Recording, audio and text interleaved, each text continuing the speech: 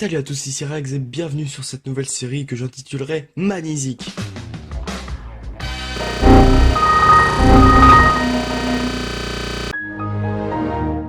Quoi? Ah oui, c'est vrai. Attends, je rallume.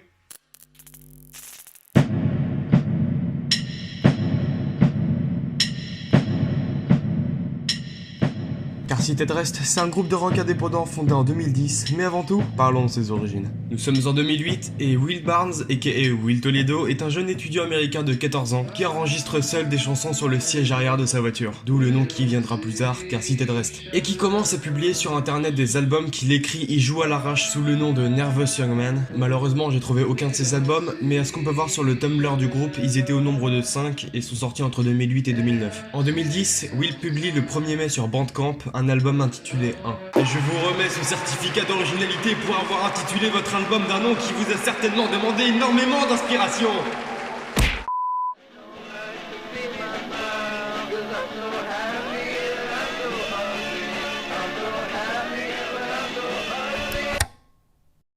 Comme vous l'avez entendu, les outils d'enregistrement sont évidemment loin d'être ceux qu'on peut retrouver sur certaines musiques actuelles. Et c'est là que je vais vous présenter un style de musique bien particulier que certains connaissent peut-être déjà, j'ai nommé le lo-fi. Petite définition pour ceux n'ayant aucune idée de ce que pourrait être cette carabistouille musicale. Le lo-fi est une expression apparue à la fin des années 1980 aux États-Unis pour désigner certains groupes ou musiciens underground adoptant des méthodes d'enregistrement primitives pour produire un son sale, volontairement opposé aux sonorités jugées aseptisées de certaines musiques populaires. Cependant, même par son petit charme, l'album a été malheureusement assez mal reçu à cause du son qui était beaucoup trop mauvais pour certains. Mais Will n'avait pas l'intention d'abandonner. Le 1er juin, donc un mois après, il publie toujours seul et sur Bandcamp l'album 2 regroupant 12 nouveaux titres. Le son s'est peu voire pas du tout amélioré et l'album fut toujours aussi mal reçu des critiques. Mais évidemment, notre bougre ne s'arrêta point ici. Le 16 juillet 2010, le prochain album sortit, avec un nom toujours aussi original, 3. 13 nouvelles chansons avec un micro toujours aussi défaillant, rien d'autre à dire, c'est toujours le même style, les mêmes méthodes d'enregistrement, etc. Et le 16 août 2010 sort 4, cette fois-ci ne regroupant que 9 chansons et ayant un son un peu plus amélioré. Grâce à l'aseptisation du son qui évolue au fil du temps, Will se fait un peu plus de visibilité, de la part de quelques dizaines de personnes certes, mais ce n'était pas rien pour lui. Et bien sûr, il ne voulait pas qu'améliorer le son, mais aussi ses paroles et la façon dont il enregistrait ses albums. Le 8 décembre 2010 paraît l'album Little Pieces of Paper with No Written Damn.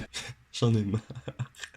Comme convenu, un son plus clair, des paroles mieux écrites, le début d'une évolution qui ne cessera de grandir.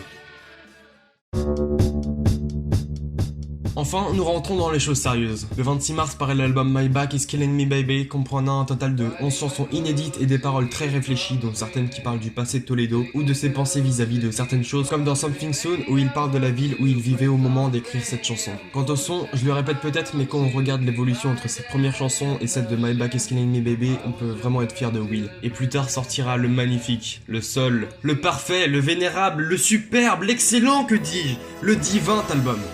Twin Fantasy.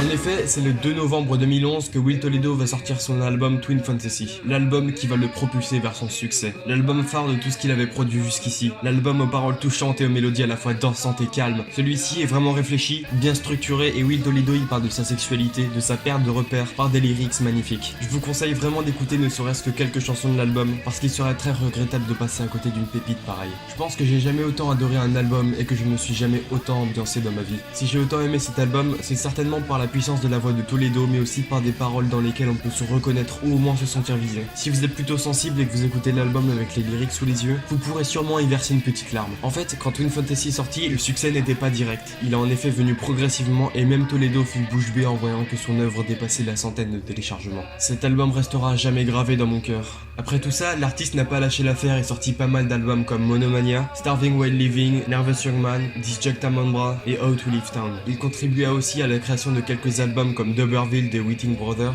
Sleeping in the Herndon de Naked Days ou Pure Motion de Gold Connection et joua quelques-unes de ses chansons à la radio Why Me, sûrement l'une des premières fois que Will Toledo ne joue pas seul et qui profite de très bons outils d'enregistrement. De très nombreux albums méritent qu'on parle d'eux par leur structure et leur signification au sein de la carrière de Will Toledo, notamment How to Leave Town ou Nervous Young Man, mais j'ai peur de me répéter et je veux garder un format plutôt court, plus court que Manisic en tout cas.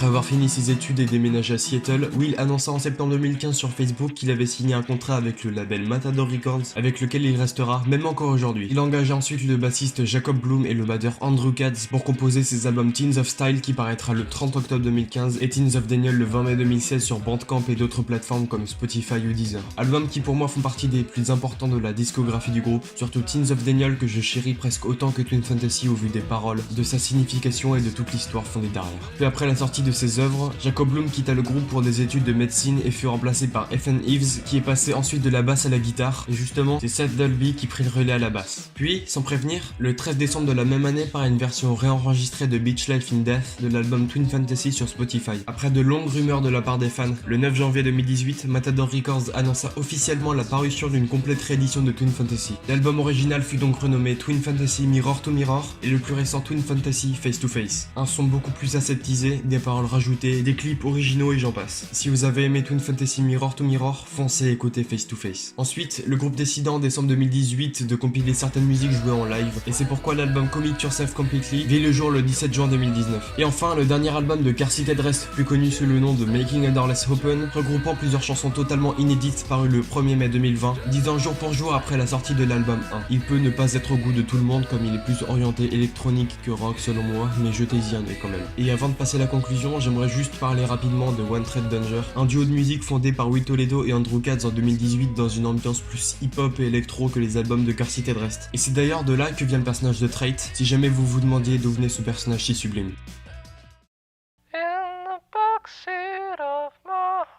Voilà, j'espère que cette réédition de Manizik vous aura plu et même plus que la version originale. C'était mon petit cadeau d'anniversaire. J'ai réécrit cette version avec beaucoup plus d'amour et de motivation que la toute première. Les recherches y sont aussi beaucoup plus approfondies et même s'il est sûr que quelques informations y manquent, cette vidéo me permettra d'oublier Manizik et son nom pourri qui deviendra maintenant les archives musicales. Un nom simple et similaire aux archives régaliennes. Ce format aurait pu être présent sur ma chaîne secondaire Ray. Abonnez-vous maintenant, un album est prévu pour décembre. Mais je pense que celle-ci est plus adaptée à des projets musicaux que des vidéos comme celle que vous regardez actuellement. Bref, cette fois-ci je n'ai même pas eu besoin de l'aide de Feldup pour appuyer mes propos. J'ai su tout refaire et expliquer par mes propres mots et ça m'a fait très plaisir de vous proposer ça. Ça m'a rendu un petit peu nostalgique de modifier les textes de Manizik pour faire cette vidéo et dire que ça fait déjà 1 an que c'est sorti.